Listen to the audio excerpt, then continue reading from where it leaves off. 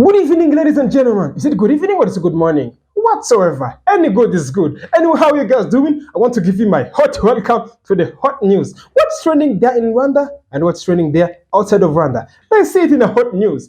Of course, nanjye meze neza. Nongeye kubaha ikaze mu kiganiro cyacu amakuru ashyushye. Naye amakuru ashyushye nimujye kure. Donald Trump, the ex-president of America, but who is expecting to be voted in this coming election of being the next president now of America again, has just said if they vote him in the next election, he promised that he will solve the war between Ukraine and Russia. Wow, and this is amazing. Well, he had just said so many things, it's a wrong article, but you guys go and read the article. President Trump, cyangwa se uwahoze ari perezida wa Amerika, Donald Trump, yavuze yuko nibaramuka mugiriye icyizere bakamutora azahagarika intambara iri hagati y'Uburusiya na Ukraine. Si ibintu byiza se. Reka tugereze turebe, nta gifite cyo kubivugaho. Niba ugifite yandika muri comment. Yeah, you are free to write. In another news, muyandi makuru rero. One of the famous artists in Rwanda and mostly in East Africa, Bruce Melody, like his daughter, she had a birthday, like I don't know if it was yesterday or it was the day before yesterday, but she had a birthday and it was good. They were celebrating together. He just posted pictures since the girl, she was really little. She's still little, yeah. She's still a kid, but from 1 year to 8. So, I mean, his daughter, she was just turning 8. Wow, which is good. Congratulations to Bruce Melody. Now, Bruce Melody rero, ejo hashize nibwo yari yapostinze umukobwa we avuga ko yujuje isabukuru y'imyaka 8. Posting amafoto yo kuva kera byatari n'utu video. Kuva kiri umwana ariko aracyari umwana badatangira kubabagara ngo Bruce Melody kutatubwiye se ngo kusigaye ufite umukobwa aracyari umwana. Icyo sara mu postinga ashiraho na video rero kugeza aho umukobwa wari gutaninga imyaka 8. So rero nahise mvuga ati Bruce Melody tukurasa amashimwe. Congratulations, may your daughter grow up in peace, love, harmony and n'ibindi byinshi cyane azabona amafaranga nkayo ufite sha. I was just saying.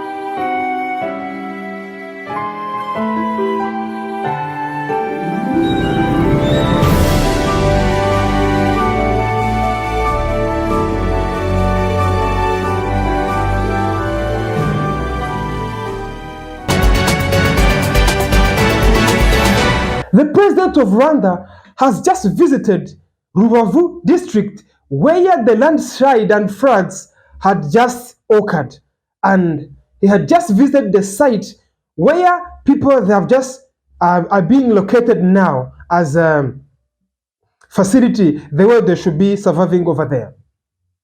And after all that, our president had a great time with them where he just talked to them and they taught them many things. But in the little, they just see the video when he was talking to them and it was amazing. So like President wacu rero yasuye Rubavu district aho ahantu hateye murabizi imyuzure ndetse n'inkangu ndetse asura na site abaturage bamwe namwe bagiye bimurirwamo ya site yitwa Inyemenamihigo. Ya Munyemenamihigo rero yahageze ndetse n'ahandi henshi ndetse asura n'abanyeshuri guys ahantu bari kwigira. Urumva ko ari igikorwa cyiza byatari. Reka turebe video rero umukuru wacu w'igihugu cyacu ari kuganiriza abaturage baho.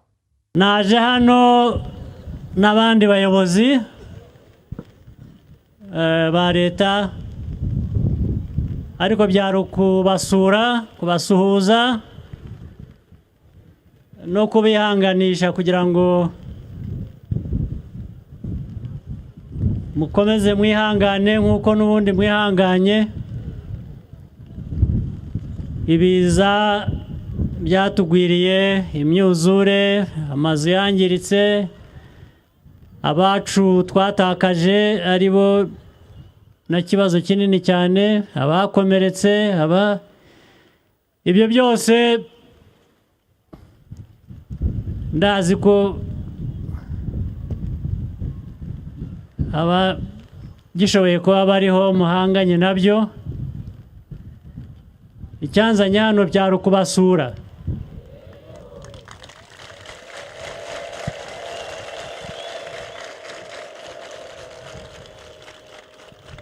kandi ngira ngo mbabwire ko tubatekereza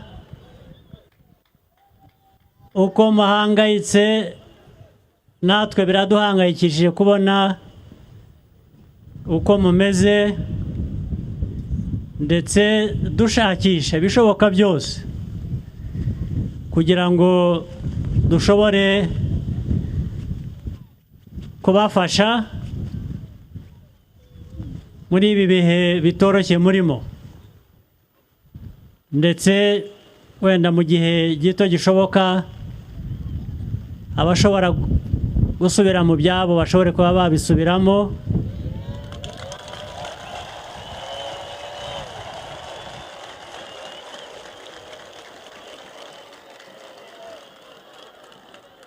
Ariko ubu cyane cyane turacyahanganye no kugira ngo mushobore kugira nibura ubuzima no muri iki gihe mutari mu ngo zanyu, cyangwa se mudashobora kwikorera imirimo musanzwe mukora, mudashobora kwigaburira uko bisanzwe.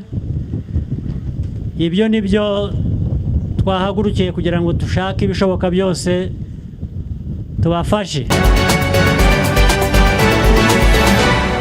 In another news, mu yandi makuru rero, like Ministry of Education have just announced that approximately to $5 million, they are just, those are the kind of much money which is required, which is acquired to have a complete tools and required equipment in this school called the NTARE school, so that the school should now will be started working properly. Wow, I bet I need to study at this school. I will go back in, guys, I will go back in school. When this school starts, I will go back there. But anyway, the Ministry of Education, they have just announced that that's like $5 million. Those are money which are required to buy all equipment and tools so that the school can start officially. It's much money, and I believe that my ministry, they will do it. So rero Minisiteri y'Uburezi yatangaje yuko agera kuri miliyoni 5 z'amadolari cyangwa se miliyari 5 z'amanyarwanda ariyo mafaranga akenewe kugira ngo iri shuri ryitwa NTARE School ribe ryatangira mu buryo buri official bwemewe. Iri shuri rero bita NTARE School rikaba riherereye muri Nyamata mu Bugesera, ahitwa muri Musagara, muri Kanazi. Iri shuri rikeneye miliyoni 5 z'amadolari. Niba rifungura nzasubira kwiga. I'm telling you. So rero hari ibintu byinshi mugenda musomeye nkuru mubone abaritangije bitwa ngo NTARE Old School Boys n'ibindi byinshi cyane. So I bet we'll go to read it. In another news, mu yandi makuru rero, Rwanda National Bank, they have just announced that the online trading Forex or Forex trading online, that business is not allowed in Rwanda. I repeat, Rwanda National Bank, they have just announced that. Take it serious. And the reason is this business is not safe, it's not secure. Many people who have invested into it, they are now falling into big loss. And speaking from the experience, not from experience exactly like having my testimony, I have my friends, they were texting me today, and they were texting me yesterday, telling me that like one of the business, I don't want to mention the name, they have just steal their money. So you should guys be careful about online trading forex. It's hard, yeah. It's hard. Anyway, so rero banki nkuru y'igihugu yatangaje ko iyi business ya forex trading online itemewe mu gihugu cy'u Rwanda. Kubera iki? Kubera ko impamvu bavuze yuko iyi business ntabwo yizewe, ikindi abantu benshi bayishoyemo bari guhomba ndetse bari gushya, mabyita gushya. I bet ntimuzashye, right? Rwangombwa ndetse n'abandi bayobozi bavuze yuko iyi business mugomba kuyireka kuko irimo na risk abantu benshi bashoyemo babuze amafaranga yabo, ndetse nanjye ubwanjye mbifitiye ubuhamya kuko abantu benshi banyandikiye muri inbox yanjye bambwira yuko boro bakoreragamo yitwa okay, let me say it, okay, let me take the risk, BERRY, ko abo bantu bayikoreragamo bari gushya amafaranga yabo yahiye. So guys, be careful. If you want to invest, there are so many things you can invest here in Rwanda. You can invest in agriculture, you can invest in tourism, guys, you can invest in a hotel, guys, you can invest in me. I am a good comedian, guys. Come on, what? You know, I was just kidding. Anyway, in another news, muyandi makuru rero, two famous artists in Rwanda, and now I am totally sure I can say around the world, the Ben and Mehdi. These guys, we saw them together. What is going on, guys? What is going on? Can't you expect something? Like, I saw them, then I start smearing something like I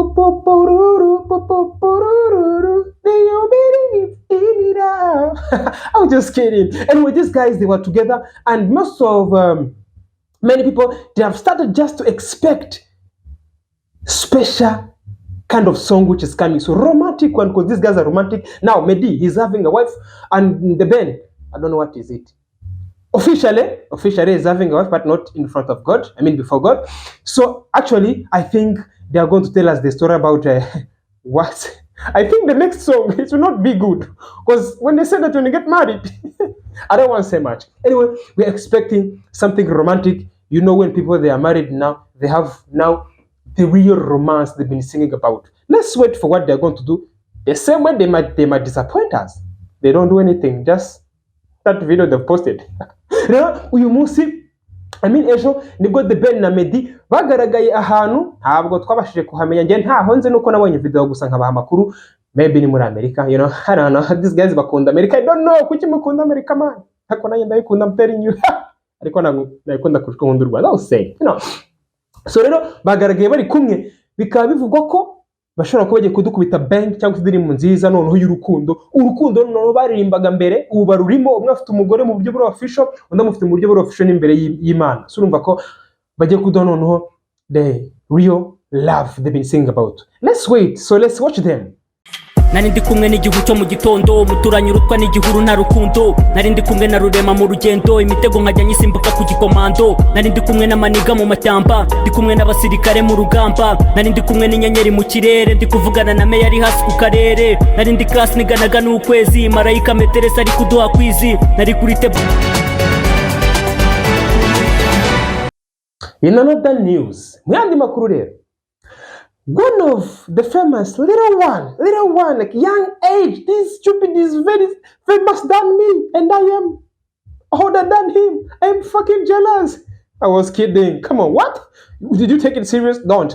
Anyway, one of the famous artists and the young one, Neringabo, he has just now dropped his song that he was promising us that he will give us before the launch of the album. Now the song is called My Heart. So now the song is on his all social media and all digital platforms. Guys, go and access it. So let me give you a sample on it so that you will go and check it. Neringabo rero akaba yashyize hanze imwe muri za ndirimbo dusezeranyije yitwa My Heart. Izaba iri kuri album ye, izasohoka nibaza niba tariki 20 na zingahe. Ntabwo ndi kwibuka neza amatariki guys, nibaza ko yavuze muri video z'ubwashize ugenda ubirebe niba utarabibonye. I'm sorry to speak so first. Sorry. Rero iyo ndirimbo reka tuyirebeho gatoya and then tuze gukomeza.